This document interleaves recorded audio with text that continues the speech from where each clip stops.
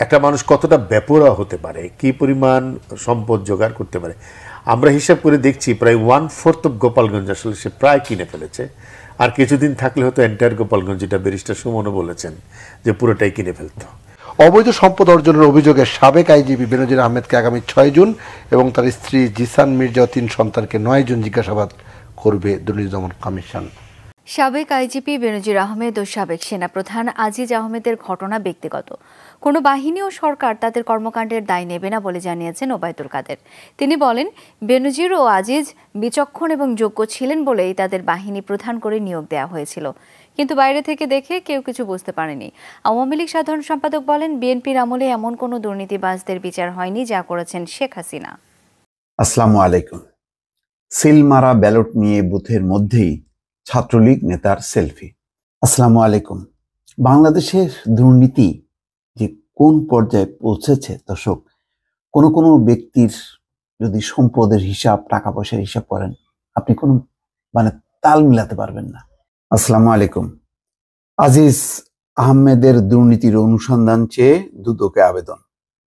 মোটামুটি বেনজির আহমেদের পথ ধরে হয়তো আজিজ আহমেদের ভাগ্য নির্ধারিত হবে। আসসালামু আলাইকুম প্রিয় দর্শক, ফাইনালি চলে আসলাম আপডেট ও গুরুত্বপূর্ণ কিছু নিউজ নিয়ে আপনাদের মাঝে। প্রিয় দর্শক, অবশ্যই ভিডিওটি শেষ অবধি দেখবেন। দর্শক, আপনাদের কাছে ছোট্ট একটি অনুরোধ, দেশ এবং দেশের বাইরে হলে কমেন্ট বক্সে লিখে জানিয়ে দেবেন, আর চ্যানেলে নতুন হলে সাবস্ক্রাইব করে পাশে থাকা বেল বাটনটি অবশ্যই অল করে দেবেন, কারণ পরবর্তী আপডেট নিউজ সবার আগে পাওয়ার জন্য প্রিয় দর্শক আর অবশ্যই একটি লাইক দেবেন। দর্শক, আর দেরি নয়, মূল ভিডিওতে যাওয়া যাক। আসসালামু আলাইকুম। বাংলাদেশের দুর্নীতি যে কোন পর্যায়ে পৌঁছেছে দর্শক, কোনো ব্যক্তির যদি সম্পদের হিসাব, টাকা পয়সার হিসাব করেন, আপনি কোনো তাল মিলাতে পারবেন না। এবং এটা কিভাবে সম্ভব, এটা চিন্তা করতেই আপনার সবকিছু এলোমেলো হয়ে যাবেন আপনি। ঠিক তেমন একটি ঘটনা, এনএসআই কর্মকর্তার স্ত্রীর ব্যাংক হিসাবেই শত কোটি টাকা লেনদেন, দুদকের মামলা। চিন্তা করেন, শত কোটি টাকা লেনদেন হয়েছে এনএসআই এর কর্মকর্তার স্ত্রীর ব্যাংক হিসেবে, সবই স্ত্রী। দেখেন, এই সমস্ত এই বেনজির আহমেদ, তার সমস্ত সম্পত্তি কি না, তার স্ত্রী, তার কন্যা, ওরা নাকি ব্যবসায়ী, ওরা নাকি মৎস্য খামার আছে, সব তাদের নামে। যত দেখবেন এই কর্মকর্তারা ধরা পড়ে, সব হলো শ্বশুর বাড়ি, তারপরে বউ বড় লোক, অমুক তমুক, শালা বড় লোক, এই হলো অবস্থা। এনএসআই কর্মকর্তার এই হিসাব, আমি পুরো রিপোর্টটি দর্শক পড়ে অবাক হয়ে গেলাম যে কিভাবে সম্ভব। এনএসআই কর্মকর্তা আকরাম হোসেনের 6,70,00,000 টাকার জ্ঞাত আয় বহির্ভূত সম্পদ, তার স্ত্রীরও এমন সম্পদ পেয়েছে দুদক। আচ্ছা দেখেন, জাতীয় নিরাপত্তা গোয়েন্দা অধিদপ্তর অর্থাৎ এনএসআই একজন কর্মকর্তার স্ত্রীর ব্যাংক হিসাবে 15 বছরে জমা হয়েছে 126,33,33,00,000 টাকা। একই সময়ে তুলে নেওয়া হয় 125,26,00,000 টাকা।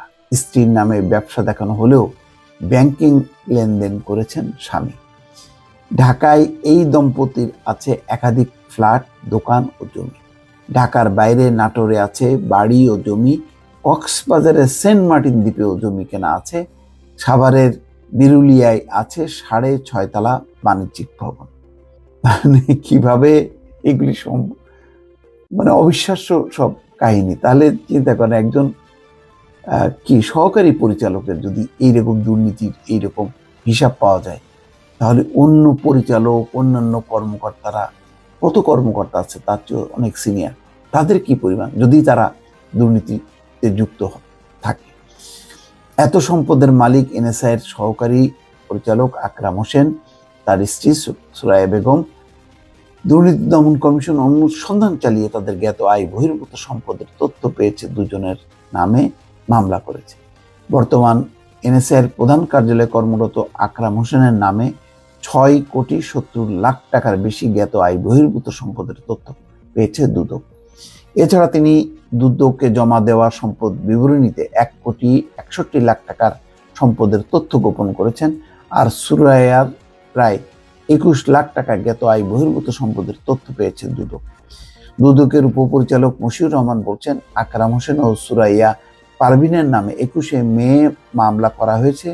তদন্ত সাপেক্ষে পরবর্তী আইনি ব্যবস্থা নেওয়া হবে।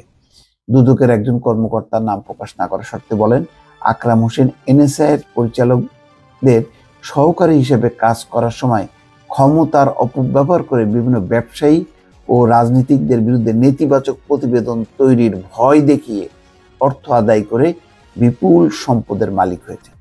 সম্পদ নিয়ে প্রশ্ন ওঠায় দুদক অনুসন্ধানের উদ্যোগ নেয় দুদক। নাটোরের নওপাড়ার বাসিন্দা আকরাম 1990 সালে নিম্নমান সহকারী হিসেবে এনএসআইতে যোগ দেন। 8 বছর পর বিভাগীয় প্রার্থী হিসেবে পরীক্ষা দিয়ে মাঠ কর্মকর্তা অর্থাৎ জুনিয়র ফিল্ড অফিসার হন। 2016 সালে পদোন্নতি পেয়ে সহকারী পরিচালক হন। দুদক 2020 সালে আকরাম ও তার স্ত্রীর সম্পদের বিষয়ে অনুসন্ধান শুরু করে।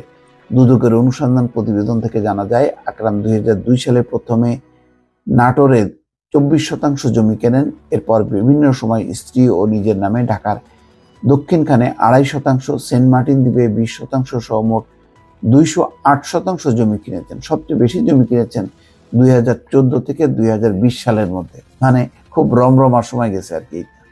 অস্বাভাবিক লেনদেন। আকরাম অবৈধ সম্পদ বৈধ করতে তার স্ত্রী সুরায়ার নামে 2008 সালে একটি ব্যবসা প্রতিষ্ঠান খোলেন, কিন্তু সেই ব্যবসার কোনো বৈধ কাগজপত্র নেই বলে দুদকের অনুসন্ধান প্রতিবেদনে উল্লেখ করা হয়। মোট 25টি ব্যাংক হিসেবে লেনদেনের তথ্য বিশ্লেষণ করে প্রতিবেদনে বলা হয়, সুরায়ের ব্যবসার যে আকার তাতে এত টাকা লেনদেন করা অস্বাভাবিক। দুদকের মামলার এজাহারে বলা হয়েছে, ঢাকায় সুরাইয়া পারভিনের মোট 25টি ব্যাংক হিসেবে 2009 থেকে 2023 সাল পর্যন্ত 126 কোটি 33,15,144 টাকা জমা হয়। একই সময় এই হিসাবগুলো থেকে তুলে নেওয়া হয়েছে 125 কোটি 25,74,904 টাকা, যা অস্বাভাবিক। এজাহারে আরো বলা হয়, স্টার ইলেকট্রা ওয়ার্ল্ড ও Lira Tours and Travels Limited নামে দুটি ব্যবসা প্রতিষ্ঠান সুরাইয়ার নামে দেখানো হলেও ব্যবসা সহ ব্যাংকিং লেনদেন করেন তার স্বামী আকরাম হোসেন। এই হচ্ছে দর্শক পরিস্থিতি। তাহলে বোঝেন, মানে দুর্নীতির রীতিমতো যে বলা হয় রাহুগ্রাস, সেই রাহুগ্রাসে আসলে ঢুকে পড়েছে বাংলাদেশ, এবং বাংলাদেশের এই কর্মকর্তাদের যেই পরিমাণ দুর্নীতি, তাতে যে কোনো ধনপতি শিল্পপতিদেরকেও হার মানাবে, কেননা তাদেরও সম্ভবত এত নগদ টাকা পয়সা নেই। দর্শক ভালো থাকবেন, আল্লাহ হাফেজ। ছাত্রলীগ নেতার সেলফি। বোঝাই যাচ্ছে যে এই নির্বাচনটি হচ্ছে এই ধাপের, সেই নির্বাচনের অনেক জায়গায় একটা ফ্রি স্টাইল একটি পরিস্থিতি, অর্থাৎ ক্ষমতাসীন এবং তার সমর্থকরা যেভাবে পারছে সেভাবে নির্বাচন করছে। এবং আজকের ঘটনা খুবই ইন্টারেস্টিং ব্যাপার হচ্ছে, ওবায়দুল কাদেরের ছোট ভাই সাদত হোসেন নিজেই এই ব্যালট বক্সের সিল মারা, অনিয়ম, কারচুপির অভিযোগ তুলে ভোট বর্জন করেছেন, তিনি সহ 3 জন প্রার্থী। এর থেকে প্রমাণ হয় যে নির্বাচনটা আসলে কেমন হচ্ছে। তো এখানে যে ছাত্রলীগ নেতার কথা বলা হচ্ছে, তিনি মোবাইল নিয়ে কিভাবে ঢুকলেন, আর সেই বুথের মধ্যে ঢুকে তিনি সেলফি তুলছেন, তুলে সেটি এবার ফেসবুকে দিচ্ছেন, মানে তার মানে বোঝেন যে নির্বাচন সম্পর্কে, নির্বাচন কত খেলো হয়ে গেছে। এটা হচ্ছে, এই সমস্ত ঘটনা হচ্ছে তার প্রমাণ। সিলমারা ব্যালট নিয়ে বুথের মধ্যেই তার সেলফি তুলে সেটি সামাজিক যোগাযোগ মাধ্যম ফেসবুকে পোস্ট দিলেন ওমর ফারুক ফারদিন নামে এক ছাত্রলীগ নেতা। বুধবার সকালে ভোট গ্রহণ চলাকালে রাজশাহীর পবা উপজেলা নির্বাচনের একটি কেন্দ্রে এই ঘটনা ঘটে। ওমর ফারুক ফারদিন জেলা ছাত্রলীগের সাবেক ভারপ্রাপ্ত সাধারণ সম্পাদক। এখানে বলা হচ্ছে যে ফারদিন নামের ওই ছাত্রলীগ নেতার গ্রামের বাড়ি পবা উপজেলার পারিলা ইউনিয়নের মাড়িয়া গ্রামে। সকালে তিনি কয়রা সরকারি প্রাথমিক বিদ্যালয় ভোট কেন্দ্রে ভোট দিতে বুথের ভেতরে প্রবেশ করেন। আর ভোট কেন্দ্রে মোবাইল ফোন নিয়ে প্রবেশ নিষেধ থাকলেও ফারদিন তার নামে নেই, মানে বুথের ভেতরে প্রবেশ করেন। এরপর বুথে সিল দেওয়া ব্যালট নিয়ে সেলফি তোলেন। এর কিছুক্ষণ পর ফারদিন তার ফেসবুক প্রোফাইলে একটি ছবি পোস্ট করেন। পোস্টে দেখা যায় ছবিটি বুথের ভেতরেই তোলা। ফারদিনের হাতে রয়েছে সিল মারা ব্যালট। এতে আনারস প্রতীকে সিল দেওয়া দেখা গেছে। আনারস প্রতীক নিয়ে চেয়ারম্যান পদে প্রতিদ্বন্দ্বিতা করছেন জেলা আওয়ামী লীগের সাবেক দপ্তর সম্পাদক ফারুক হোসেন ডাবলু। ছাত্রলীগ নেতার এই ঘটনা জানাজানি হওয়ার পর ওই এলাকায় চাঞ্চল্য সৃষ্টি করে, অর্থাৎ তিনি দেখাতে চাচ্ছেন যে তিনি ফারুক হোসেন ডাবলুর পক্ষে সিল মেরেছেন আনারস মার্কায়, তোমরাও মানে সিল মারো। এইটা মানে বুথের ভেতরে ঢুকে সিল মেরে সেটি আবার প্রচার করছে। এই হচ্ছে নির্বাচন।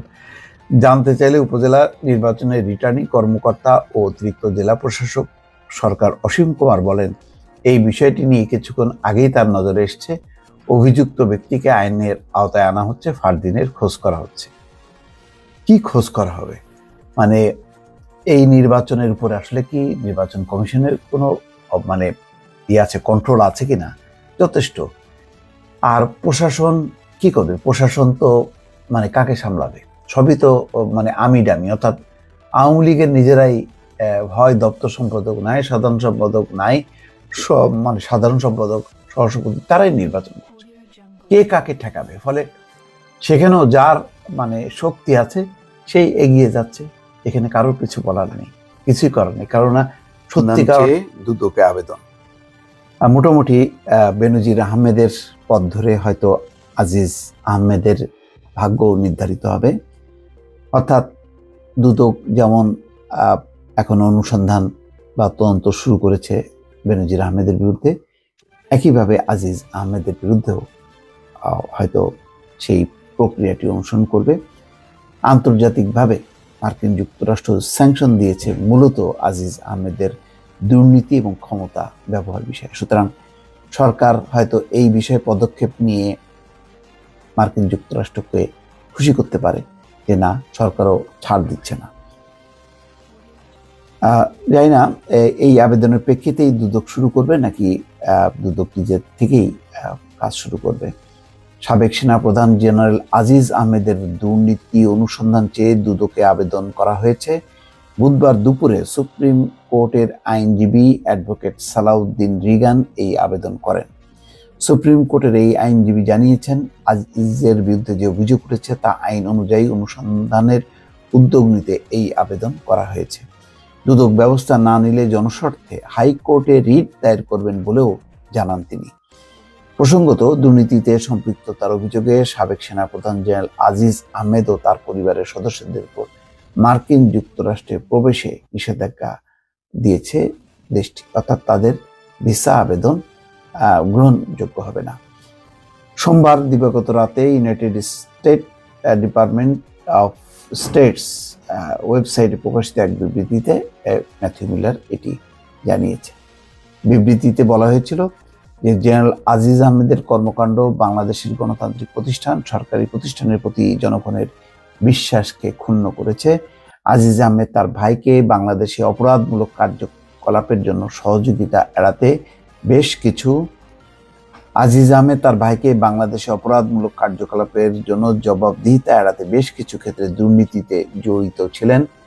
সামরিক চুক্তির বিষয়ে আজিজ আহমেদ ভাইদের সঙ্গে ঘনিষ্ঠভাবে কাজ করেছিলেন এবং তার ব্যক্তিগত স্বার্থে সরকারি নিয়োগের বিনিময়ে ঘুষ গ্রহণ করেন। বিবৃতিতে বলা হয়েছিল যে আজিজ আহমেদের বিরুদ্ধে এই ব্যবস্থার মধ্য দিয়ে বাংলাদেশে গণতান্ত্রিক প্রতিষ্ঠান ও আইনের শাসন শক্তিশালী করতে যুক্তরাষ্ট্রের অঙ্গীকার পুনরায় নিশ্চিত করা হলো। যাই হোক, এখন এই বিষয়টি এগোবে কিনা এটি রাজনৈতিক সিদ্ধান্তের ব্যাপার।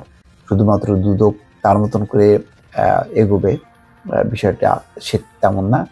অবশ্য এর ইতিমধ্যে ওবায়দুল কাদের ইঙ্গিত দিয়েছেন যে দুদক চাইলে আজিজ আহমেদের বিরুদ্ধেও তদন্ত করতে পারে, এই ক্ষেত্রে কোনো বাধা নেই, দুদক স্বাধীন।